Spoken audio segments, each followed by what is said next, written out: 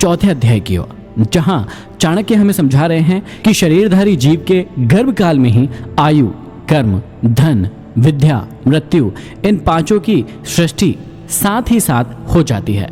इस नीति के द्वारा चाणक्य मानव जीवन की सभी बातों को पूर्व निर्धारित मानते हैं। उनका मत है कि मनुष्य जीवन काल की अवधि मृत्यु, सुख, दुख, मान, अपमान, विद्या और संपत्ति का भोग सभी ईश्वर के अधीन है।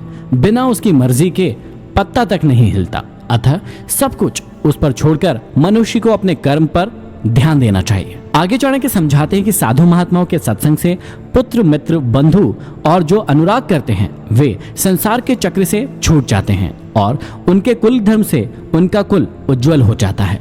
भाव यह है कि जिस कुल में साधु महात्मा जैसा कोई पुत्र उत्पन्न हो जाता है, उसके सत्संग से बाकी सभी लोगों का भी सांसारिक परिष्कार हो जाता है। आगे समझाते हैं कि जिस प्रकार मछली देखरेख से, कछुई चिड़िया स्पर्श से सदैव अपने बच्चों का लालन पोषण करती है, वैसे ही अच्छे लोगों के साथ से सर्व प्रकार से रक्षा होती है। यहाँ चाणक्य सत्संगति पर जोर देते हैं और कहते हैं कि अच्छे लोगों का साथ होने पर किसी भी प्रकार की हानि नहीं होती है। सज्जनों का साथ सदैव सुखकारी और हितकारी होता है। चाणक्य कहते हैं कि यह नश्वर शरीर जब तक निरोग व स्वस्थ है या जब तक मृत्यु नहीं आती है, तब तक मनुष्य को अपने सभी पुण्य कर्म कर लेने चाहिए, क्योंकि अंत समय आने पर वह क्या कर पाएगा। समय किसी की प्रतीक्षा नहीं करता, समय गुजरता जाता है।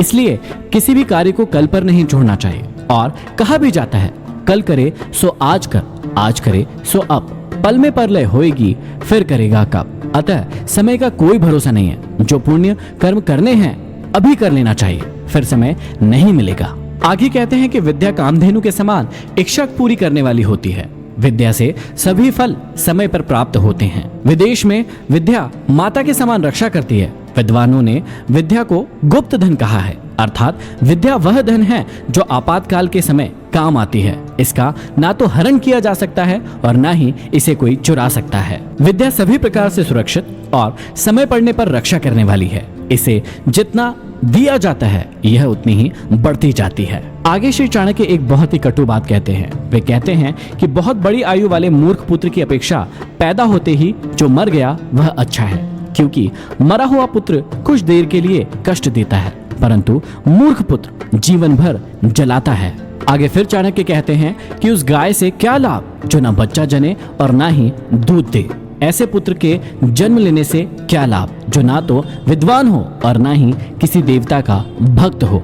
भाव यह है कि दूध देने वाली गाय के समान ही ऐसा पुत्र की कामना की गई है जो विद्वान भी हो और ईश्वर में आस्था रखने वाला भी हो। और ऐसे बच्चे सदैव सुख देने वाले और माँ बाप का नाम रोशन करने वाले होते हैं। आगे इस चाणक्य समझाते हैं कि राजा एक ही बार बोलते हैं, मतलब आज्ञा देते हैं। पंडित लोग किसी कर्म के लिए एक ही बार बोलते हैं, मतलब बार बार श्लोक नहीं पढ़ते हैं। और कन्याएं भी एक ही बार दी जाती है। ये तीन एक ही बार होने से विशेष महत्व रखते हैं।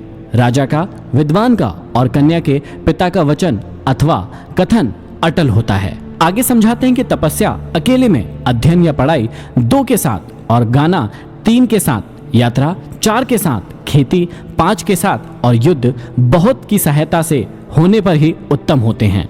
फिर आगे कहते हैं कि पत्नी वही है जो पवित्र और चतुर है, पतिव्रता है। पत्नी वही है जिस पर पति का प्रेम है। पत्नी वही है जो सदैव सत्य बोलती है। आगे समझाते हैं कि बार बार अभ्यास ना करने पर विद्या विष बन जाती है। बिना पचा भोजन विष बन जाता है। दरिद्र के लिए सज्जनों की सभा या साथ और वृद्धों के लिए युवा स्त्री विष के समान होती है। अभ्यास से ही शिक्षा अथवा विद्या का विकास होता है। जो भोजन पचता नहीं है वह शरीर पर कुप्रभाव डालता है। एक दरिद्र परिजन अपने ही लोगों को विष के समान दिखलाई पड़ता है। उन्हें वह भार स्वरूप दिखाई देने लगता है। यदि किसी वृद्ध को युवा स्त्री मिल जाए तो वह उसे संतुष्ट न करने की स्थिति में जहर दिखाई देने लगती है। प्रत्येक वस्तु का अपना उचित स्थान और महत्व होता है। आगे कहते हैं कि दयाहीन धर्म को छोड़ दो, विद्या विहीन गुरु को छोड़ दो, झगड़ालू और क्रोधी स्त्री को छोड़ दो और स्नेह विहीन बंधु बांधवों को छोड़ दो। भाव यह है कि ऐसे धर्म को कभी नहीं अपनाना चाहिए जिसमें प्राणी मात्र के लिए दया भाव ना हो।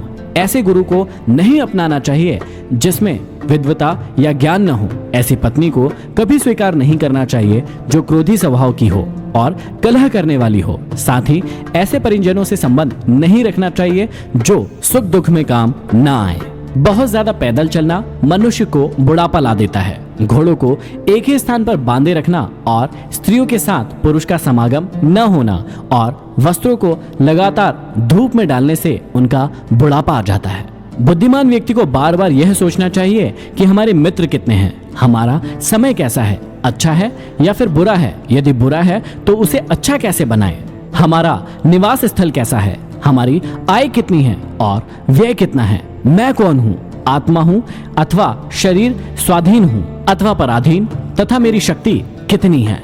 आगे चाणक्य कहते हैं कि राजा की पत्नी, गुरु की स्त्री, मित्र की पत्नी, पत्नी की माता अर्थात सास और अपनी जननी, ये 5 माताएं मानी गई हैं। इनके साथ हमेशा माँ का व्यवहार करना चाहिए। यदि आप इन सभी बातों का ध्यान रखेंगे तो